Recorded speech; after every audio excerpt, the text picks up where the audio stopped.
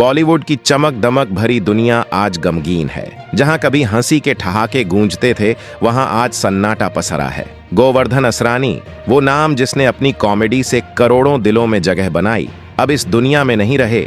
और जब ये खबर धर्मेंद्र तक पहुंची तो उनका दिल जैसे टूट गया। वो धर्मेंद्र जिनके चेहरे पर हमेशा मुस्कान रहती थी, आज अपने दोस्त के लिए फूट फूट कर रो पड़े। ये सिर्फ एक अभिनेता की मौत नहीं, बल्कि एक दोस्ती की कहानी का अंत है, जो सिनेमा के पर्दे से आगे असल जिंदगी तक फैली थी। इस वीडियो में हम बताएंगे कैसे असरानी और धर्मेंद्र की दोस्ती शुरू हुई, क्या थी उनकी आखिरी बातचीत, और क्यों धर्मेंद्र खुद को आज अकेला महसूस कर रहे हैं। तो वीडियो को आखिर तक जरूर देखिए, क्योंकि यह कहानी सिर्फ एक खबर नहीं, बल्कि दो दिलों की गहरी मोहब्बत और जुदाई की दास्तान है।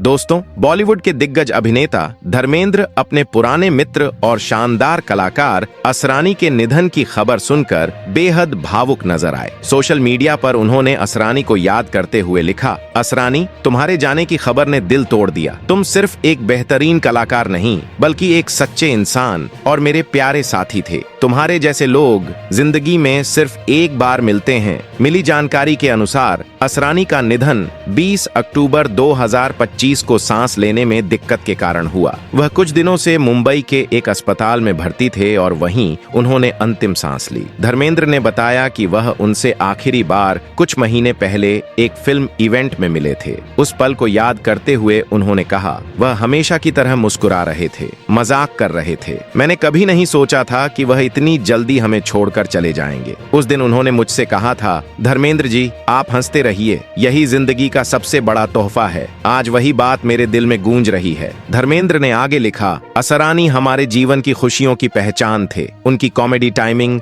मासूम चेहरा और नेक दिल स्वभाव हमेशा याद रहेगा। वह हर सीन में जान डाल देते थे। भगवान उन्हें अपनी शरण में जगह दें। असरानी, तुम्हें कभी नहीं भूल पाऊंगा मेरे भाई। तुम्हारी हंसी और तुम्हारी दोस्ती हमेशा मेरे दिल में जिंदा रहेगी। जैसे ही यह खबर फैली, पूरे बॉलीवुड में सन्नाटा छा गया। सोशल मीडिया पर हर तरफ एक ही नाम गूंजने लगा, असरानी। वो इंसान जिसने पूरे देश को हंसाया, आज वही सबको रुला गया। अस्पताल सूत्रों के मुताबिक उन्हें सांस लेने में लगातार परेशानी हो रही थी। डॉक्टर्स ने पूरी कोशिश की, लेकिन उम्र के इस पड़ाव पर उनका शरीर जवाब दे गया। जब यह खबर धर्मेंद्र तक पहुंची, वे शूटिंग पर थे। कुछ पल के लिए वे बिल्कुल शांत हो गए। उनकी मुस्कान गायब हो गई और उन्होंने कहा, यह तो वो असरानी नहीं हो सकता जो हमेशा कहता था, हंसना मत छोड़ना यार। उन्होंने तुरंत अपने दोस्तों से संपर्क किया और असरानी के परिवार से बात करने की कोशिश की। मुंबई की वह शाम बेहद भारी थी। अस्पताल के बाहर मीडिया के कैमरे थे, लेकिन सबके चेहरों पर सिर्फ उदासी थी। उनके चाहने वाले दूर से खड़े थे। कोई रो रहा था तो कोई अपने मोबाइल पर उनके यादगार किरदार देख रहा था। थोड़ी देर बाद असरानी का पार्थिव शरीर अस्पताल से उनके जूहू स्थित घर लाया गया। वह छोटा सा घर जो हमेशा उनकी हंसी और बातों से गूंजता रहता था, अब सन्नाटे में डूबा था। कुछ ही देर में धर्मेंद्र वहां पहुंचे, सफेद कुर्ता पहने, आंखों में आंसू और चेहरे पर वो दर्द जिसे शब्दों में बयान करना मुश्किल है। उन्होंने असरानी की तस्वीर के सामने हाथ जोड़ दिए और कुछ पल चुपचाप खड़े रहे। कहा जाता है कि धर्मेंद्र और असरानी की दोस्ती सिर्फ फिल्मों तक सीमित नहीं थी। दोनों जब भी मिलते थे, घंटों हंसी मजाक करते थे। धर्मेंद्र ने याद करते हुए कहा, वह मुझे हमेशा कहते थे, धर्म जी, आप बहुत सीरियस रहते हो, थोड़ा हंसो, जिंदगी छोटी है। आज वही इंसान उन्हें रुला गया। उन्होंने आगे बताया कि शोले के सेट पर असरानी ने कैसे अपने जोक्स और अदाकारी से पूरी यूनिट को हंसा दिया था। उनका वो जेलर वाला सीन आज भी लोगों के दिलों में अमर है। वो हंसी, वो मस्ती, वो जिंदा दिली, असरानी की ये यादें हमेशा बॉलीवुड और उनके चाहने वालों के दिलों में जिंदा रहेंगी। हम अंग्रेजों के जमाने के जेलर हैं। जब असरानी ने यह मशहूर डायलॉग बोला था, पूरा सेट हंसी से गूंज उठा था। उस पल को याद करते हुए धर्मेंद्र ने कहा, उस दिन के बाद से मैं हर फिल्म में उसे खोजता था कि कब असरानी सेट पर आएगा और सबको हंसाएगा। घर के अंदर माहौल बेहद भावुक था। असरानी की पत्नी कोकिला असरानी, जो खुद भी एक जानी मानी अभिनेत्री रह चुकी हैं, पूरी तरह टूट चुकी थीं। उनके बेटे साजन असरानी बार बार बस इतना ही कह रहे थे, पापा ने तो कहा था अब ठीक हो जाएंगे। लेकिन अब वो मुस्कान जो कभी सबको हंसाती थी, हमेशा के लिए चली गई। जब धर्मेंद्र घर के अंदर पहुंचे, उन्होंने कोकिला जी को गले लगाते हुए कहा, हम सब आपके साथ हैं। असरानी ने जो हमें दिया है उसे कोई भुला नहीं पाएगा। दोस्तों, असरानी कोई साधारण कलाकार नहीं थे। उन्होंने जो काम किया वह हर किसी के बस की बात नहीं थी। 5 दशकों से भी लंबा उनका फिल्मी सफर अपने आप में एक इतिहास है। सोचिए, करीब 50 साल तक एक इंसान लगातार लोगों को हंसाता रहे। यह जादू सिर्फ असरानी ही कर सकते थे। उनका सफर शुरू हुआ 1960 के दशक में, जब वे छोटे छोटे किरदार निभाते थे, लेकिन शुरुआत से ही उनके चेहरे की मासूमियत और संवादों की अनोखी शैली ने सबका ध्यान खींच लिया था। उनकी पहली पहचान बनी 1967 में रिलीज हुई फिल्म हरे कांच की चूड़ियां से, जिसमें उनका रोल छोटा था लेकिन प्रभाव गहरा। इसके बाद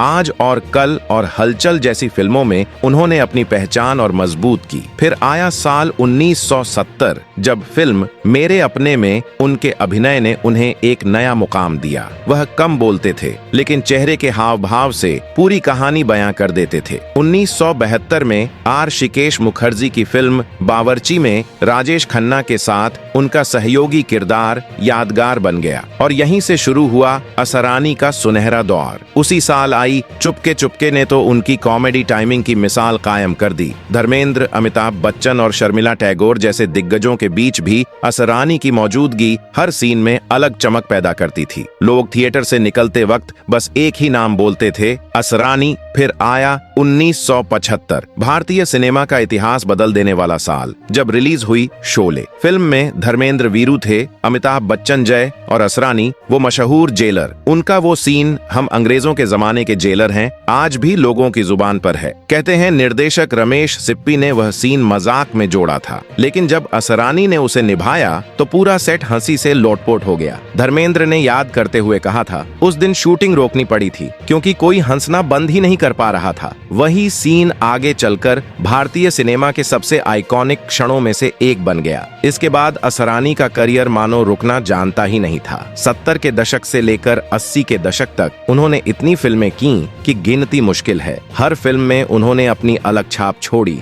कभी स्कूल टीचर बने, कभी पुलिस अफसर, तो कभी मासूम सा नौकर, लेकिन हर किरदार में इतनी सच्चाई और जीवंतता थी कि दर्शक उन्हें भूल ही नहीं पाए। लोग कहा करते थे, जब असरानी किसी सीन में आते हैं तो कैमरा अपने आप उन्हीं पर टिक जाता है। यहाँ तक कि अमिताभ बच्चन और धर्मेंद्र जैसे दिग्गज भी उनके सामने मुस्कुरा देते थे, क्योंकि असरानी की नेचुरल एक्टिंग इतनी जीवंत थी कि लगता ही नहीं था वह अभिनय कर रहे हैं। 80 के दशक में जब कॉमेडी फिल्मों का दौर पूरे जोश पर था, तब असरानी उस दौर के सबसे चमकते सितारे थे। एक ऐसा नाम जिसने हंसी को कला में बदल दिया। असरानी ने जगदीप और केस्टो मुखर्जी के साथ मिलकर फिल्मों में एक नया कॉमिक फ्लेवर लाया। वक्त बदला, लेकिन असरानी हर दौर में खुद को नया बनाते रहे। 2000 के दशक में उन्होंने हेरा फेरी, धमाल, भागम भाग, चुप चुप के और वेलकम जैसी फिल्मों से फिर साबित किया कि असली कॉमेडी क्या होती है। धमाल का उनका मशहूर डायलॉग पापा जी बोल पापा जी आज भी याद किया जाता है। धर्मेंद्र ने कहा था, असरानी को देखता हूं तो लगता है जैसे हंसी इंसान बन गई हो। असरानी का मानना था कि कॉमेडी सिर्फ हंसाने के लिए नहीं, बल्कि दर्द मिटाने के लिए होती है। दर्शक उन्हें सिर्फ कॉमेडियन नहीं, बल्कि भावनाओं के उस्ताद के रूप में भी याद करते हैं। कोशिश और सफर इसका उदाहरण है।